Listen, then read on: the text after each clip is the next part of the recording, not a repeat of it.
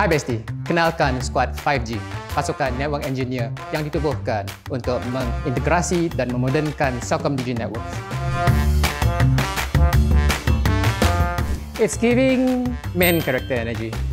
Sejak tahun lepas, Sidak Tok dah mengembara seluruh Malaysia. Daripada kawasan ibu kota, utara, pantai timur, selatan dan kini Sidak ke Sabah dan Sarawak. Squad 5G understood the assignment. Setakat sekarang, proses integrasi network kami di Sabah dan Sarawak telah mencapai tahap 61%. Let him cook. Upload speed mencecah 70 Mbps. Download speed boleh mencapai 320 Mbps. Cheese. Jadi, jangan risau.